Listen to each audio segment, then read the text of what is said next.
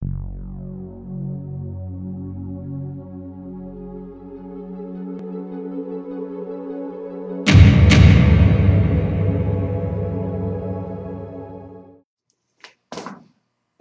All right, what I want to do is show you guys the definition of negative exponents. And what I want to do is I want to show you a couple problems on how we can use negative exponents to evaluate expressions. So to understand negative exponents, what we have to first do is look at the product rule of exponents. And if you're not understanding the product rule of exponents, you can take a look at that video that I have for that. I show you why this product of exponents works. But what the product of exponents states is if you have a real number x raised to another real number a times x raised to another real number b, that equals a plus b. And I'm just going to pick some very easy examples to kind of show you. Let's say I do 2 squared times 2 to the third power. Well, 2 squared we know is 4 times 2 to the third power, which is 8. All right? So what they say by using the product property of exponents, this equals 2 to the 2 plus 3, which equals 2 to the 5th power. And when we do 4 times 8, we know that 4 times 8 equals 32, as well as 2 to the 5th power also equals 32. So how is our product rule going to help us use negative exponents? Well, if we look at it, what the definition of a negative exponent says is if I have x raised to a negative m, where m is a real number and x is a real number, that's going to equal 1 over x to the m. So let's go ahead and say if I have 2 to the negative third power, what that represents is 1 over 2 to the third power. Now let's see, well, why does that make sense? How does that happen? Let's use our product property to represent that. So rather than doing 2, I want to use 2 to the negative third power. All right? So if I do 2 to the negative third power times 2 to the third power, I just told you that 2 to the negative third power by the definition of negative exponents equals 1 over 2 to the third power. Then times 2 to the third power, which is, we know is 8. Now, if I was to use the rule of my exponents, I would have 2 to the negative 3 plus 3.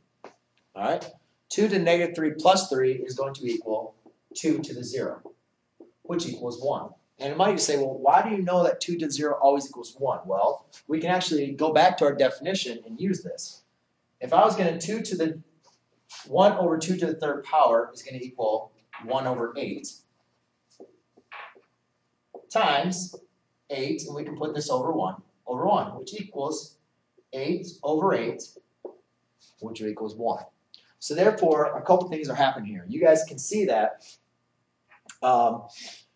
when I use my negative exponent, all right, what that does is that gives us, we know that gives us 2 to the 0, which we know is 1.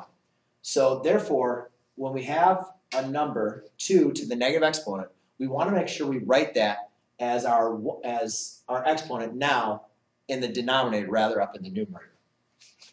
So hopefully that gives you kind of an explanation of why it's negative, because there's a couple misconceptions that once I go over the problems, a lot of students make. So hopefully this kind of understands that the negative exponent is just putting now our number with the exponent now down in the denominator. And this is the reason why. Okay, because by using our definite rule of exponents, when we add them, it gives us to 0. All right, so let's look at a couple problems and see what we get. So please go ahead and write these 4 problems down, and then I'll show you how to do them.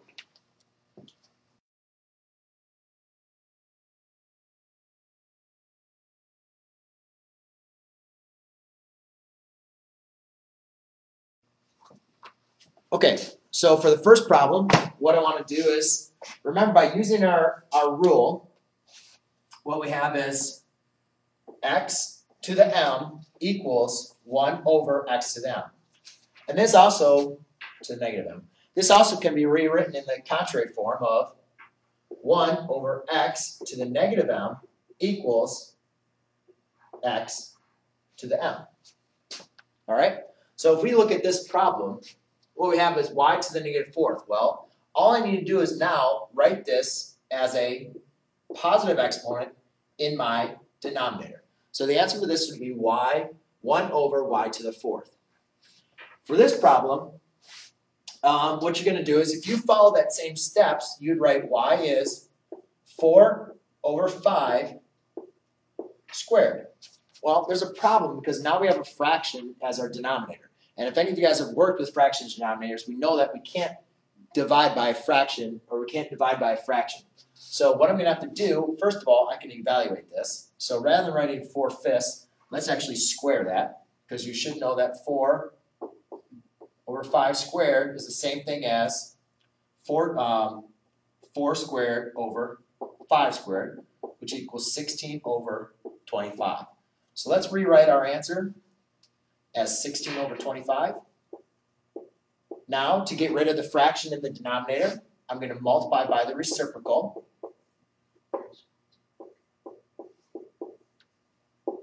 This, a number times the reciprocal, is going to cancel to 1. So therefore, I'm dividing this fraction divided by 1. 1 times 25/6 is just going to leave me a final answer of 25/16. Over here, I have 1 over x to the negative second power. By using our rule of exponents, what it states is that whenever you have a negative exponent, you can put it in your numerator as a positive exponent. So the answer to this is x squared. And then my final one is 4 to the negative third power. I can rewrite as 1 over 4 cubed, which I can simplify as 1 over 64. Okay, now what I'm going to do is I'm going to set up some problems that I'd like you guys to do on your own, and I will solve them as well for you. And I'll also kind of go through a couple tips for you. So why don't you guys go ahead and spend a second, write these down, and then take some time, give them up, and then I'll come back and work the problems for you.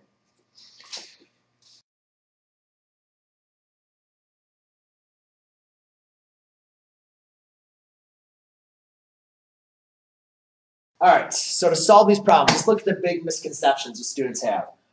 A lot of big misconceptions. Students don't understand why we have that negative. Remember, all that negative is allowing us to do is use our, our addition property of exponents. So a lot of students want to say that, first of all, that x to the negative fifth is the same thing as x to the fifth. Remember, it's not changing the value of our real number x. All this x to the negative fifth is telling us is that I can rewrite, marker,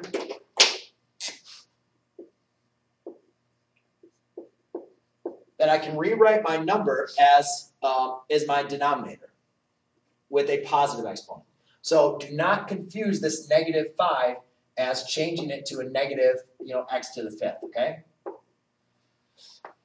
The next thing a lot of students want to do is, or they might say, well, how about it's 1 over x to the positive fifth? I understand that, but then it's negative. No, it's not. Your real number is not changing value.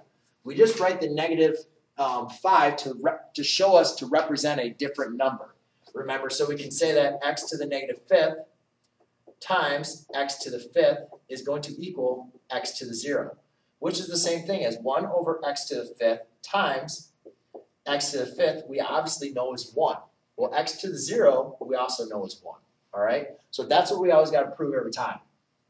Here, I know that it's going to have a negative exponent. So what I can do is the negative sign is still going to be negative, but now I showed you how to multiply by reciprocals. Here, I can actually just take the reciprocal of this to the first power, so it's going to equal a negative 9.